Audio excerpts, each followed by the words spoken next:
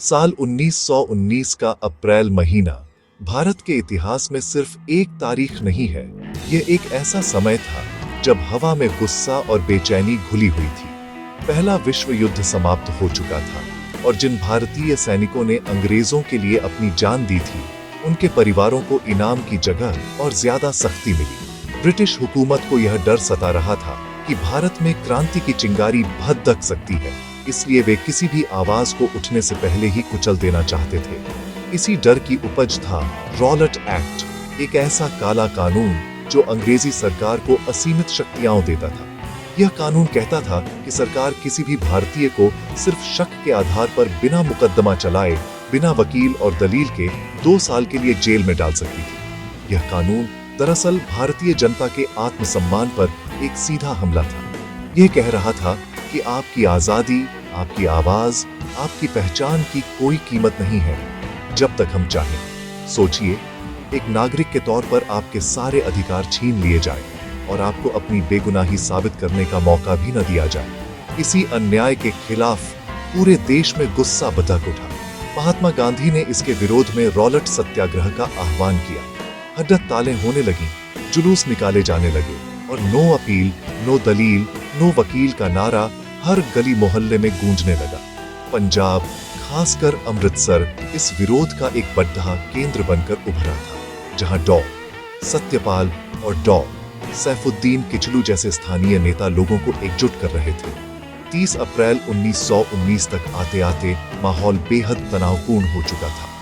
Rowlatt act के विरोध में शुरू हुआ आंदोलन अब एक राष्ट्रीय रूप ले चुका था।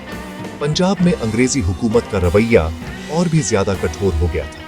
उन्होंने अपने प्रिय नेताओं डॉ. किचलू और डॉ. सत्यपाल को गिरफ्तार कर लिया था, जिससे लोगों का गुस्सा और बढ़ गया। अंग्रेज अधिकारी हर विरोध को बलपूर्वक दबाने पर आमादा थे। उन्हें लगता था कि डर दिखाकर, गोलियां चलाकर वे भारतीयों की आवाज को हमेशा के लिए खामोश कर देंगे। लेकिन उन्हें इस बात का अंदाजा नहीं था कि उनका यह दमन भारत की आजादी की लड़ाई को एक ऐसी आग में बदल देगा जिसे बुझाना नामुमकिन हो जाएगा।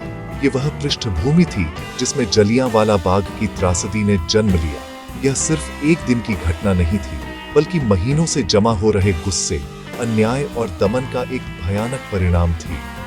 अप्रैल 1919 का भारत एक ऐसे ज्वालामुखी की तरह था जो बस फटने ही वाला था। लोगों के दिलों में उम्मीद थी कि शांतिपूर्ण विरोध से शायद सरकार उनकी बात सुनेगी, लेकिन अंग्रेजी हुकूमत के इरादे कुछ और ही थे।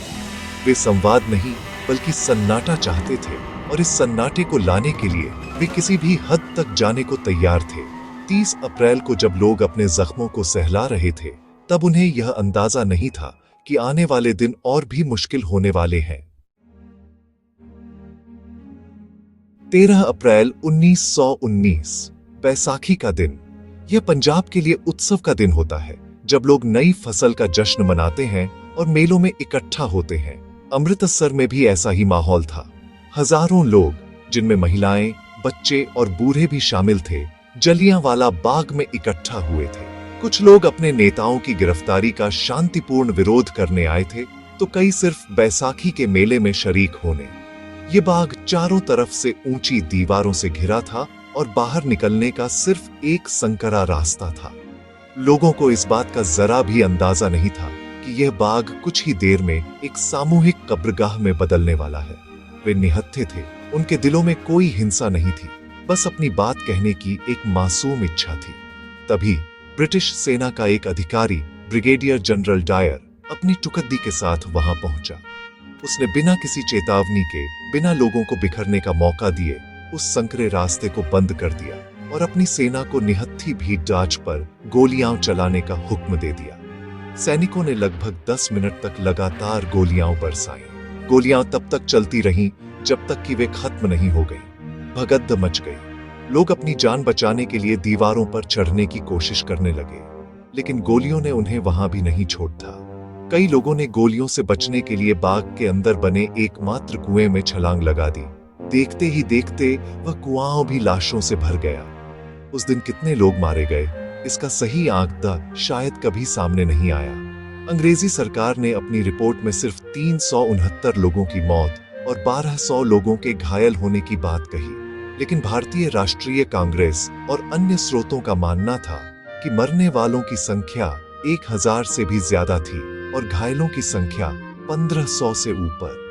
जनरल डायर ने बाद में बेशर्मी से यह स्वीकार किया कि उसका मकसद सिर्फ भीड़ को हटाना नहीं था, बल्कि पंजाब के लोगों के मन में नैतिक भय पैदा करना था ताकि वे दोबारा विरोध करने की हिम्मत न कर सके। यह एक सोची समझी साजिश थी, एक ठंडा क्रूर नरसंहार जिसका मकसद भारत की आत्मा को कुचलना था। इस घटना की खैबर जैसे ही बाहर फैली, पूरे देश में शोक और गुस्से की लहर दौड़ गई। जो लोग अब तक ब्रिटिश न्याय प्रणाली में थोड़ा बहुत यकीन रखते थे, उनका भरोसा भी टूट गया। यह सिर्फ एक हत्याकांड नहीं था, यह ब्रिटिश राज के असली अमानवीय चेहरे का पर्दाफाश था। लोगों को यह समझ आ गया कि यह सरकार उनकी नहीं है, यह एक विदेशी ताकत है जो सिर्फ ताकत की भाषा समझती है। जलियांवाला बाग ने यह साफ कर दिया था कि अब सुधारों या रियायतों की बात नहीं होगी, अब सिर्फ और सिर्फ पूर्ण आजादी की लड़ाई लड़ी जाएगी। उस दिन बहे खून ने भारत के स्वतंत्रता संग्राम की जमीन को सींच दिया था। जलियांवाला बाग हत्याकांड के तुरंत बाद ब्रिटिश हुकूमत ने अपनी क्रूरता को छिपाने और किसी भी तरह के विद्रोह को कुचलने के लिए पंजाब में मार्शल लॉ लगा दिया। इसका मतलब था कि सारे नागरिक अधिकार खत्म कर दिए गए और शासन पूरी तरह से सेना के हाथ में आ गया। खबरों पर सेंसरशिप लगा दी गई ताकि देश के दूसरे हिस्सों तक इस बर्बरता की कहानी न पहुंच सके। अमृतसर और आसपास के इलाकों में लोगों पर अकल्पनीय अत्याचार किए गए। भारतीयों को साडीडी डेचकों पर पेट के बल रेंगने के लिए मजबूर किया गया। उन्हें सार्वजनिक रूप से कोड्डे मारे गए और बिना किसी कारण के गिरफ्तार कर लिया गया। अंग्रेजों का मकसद साफ था, वे डर का ऐसा माहौल बनाना चाहते थे कि कोई भी सर उठाने की हिम्मत न कर सके। लेकिन दमन का यह चक्र उल्टा पड्डा। जितनी क्रूरता बढ़ी, लोगों का प्रतिरोध उतना ही मजबूत होता गया। जब धीरे धीरे सेंसरशिप के बावजूद खबरें बाहर निकली तो पूरे भारत में आक्रोश फैल गया। यह सिर्फ पंजाब की लड़ाई नहीं रही, यह पूरे देश की लड़ाई बन गई। महात्मा गांधी, जो अब तक ब्रिटिश सरकार के साथ किसी तरह के समझौते की उम्मीद कर रहे थे, इस घटना से बुरी तरह आहत हुए।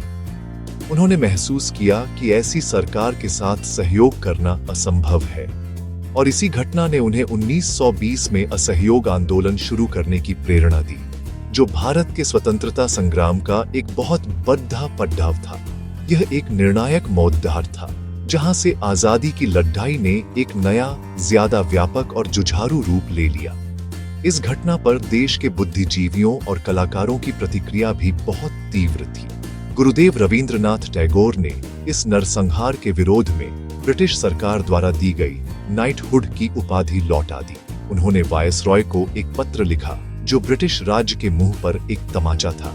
उन्होंने लिखा, यह सम्मान अब मेरे लिए शर्म का प्रतीक है।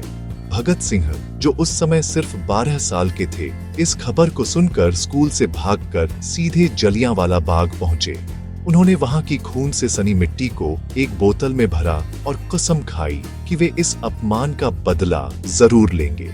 इस घटना ने उनके अंदर क्रांति की वह ज्वाला जलाई जिसने उन्हें भारत का एक महान क्रांतिकारी बनाया। इसी तरह सरदार ऊधम सिंह ने इस हत्याकांड का बदला लेने की ठान ली। उन्होंने 21 साल तक इंतजार किया और 1940 में लंदन जाकर माइकल ओडायर को गोली मार दी, जो इस नरसंहार के समय पंजाब का लेफ्टिनेंट गवर्नर था और उसने ही जनरल डायर की कार्रवाई का समर्थन किया था। ये घटनाएं दिखाती हैं कि जलियांवाला बाग का जख्म कितना गहरा था। यह सिर्फ एक राजनीतिक घटना नहीं थी, ये एक भावनात्मक घाव था जो हर भारतीय के दिल में था। इसने लोगों को सिखाया कि आजादी सिर्फ मांगने से नहीं मिलेगी, उसे लड़ कर हासिल करना होगा। इसने भारत के लोगों को पहले से कहीं ज्यादा एकजुट कर दिया। जलियांवाला बाग और अप्रैल 1919 का पूरा दौर भारत के स्वतंत्रता संग्राम के लिए एक ऐतिहासिक मोड़ साबित हुआ। इस एक घटना ने अंग्रेजी हुकूमत के तथाकथित न्यायपूर्ण शासन के नकाब को हमेशा के लिए उतार दिया। इसने भारतीयों को यह स्पष्ट संदेश दिया कि ब्रिटिश साम्राज्य अपनी सत्ता बनाए रखने के लिए किसी भी हद तक गिर सकता है। इससे पहले तक कांग्रेस के कई नरमपंथी नेता यह मानते थे कि ब्रिटिश सरकार के अधीन रहकर भी सुधारों के जरिए अधिकार हासिल किए जा सकते हैं, लेकिन इस नरसंहार ने इस भ्रम को तोड़ डाच दिया। अब लक्ष्य सिर्फ सुधार नहीं, बल्कि पूर्ण स्वराज यानी पूरी आजादी बन गया। इसने स्वतंत्रता आंदोलन को एक नई दिशा और एक नई ऊर्जा प्रदान की। इस त्रासदी का एक और महत्वपूर्ण परिणाम यह हुआ कि इसने भारतीय समाज को अभूतपूर्व रूप से एकजुट किया।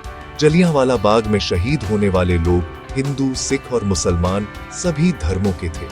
जब गोलियां चलीं तो उन्होंने धर्म पूछकर जान नहीं ली। इस साझा दुख और साझा गुस्से ने भारत के लोगों को एक राष्ट्र के रूप में एक साथ ला खड़ी-डी-डी-हा-हा किया।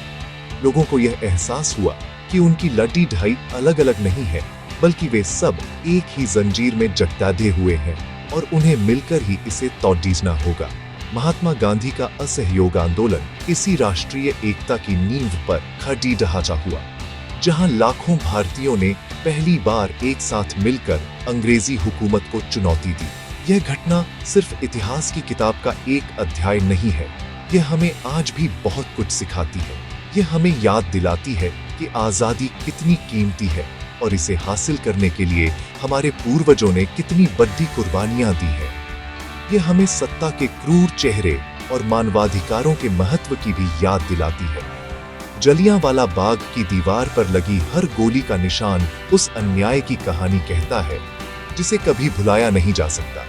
यह हमें याद दिलाता है कि जब एक सरकार अपने ही निहत्थे नागरिकों पर गोली चलाने लगे तो उसका पतन निश्चित हो जाता है।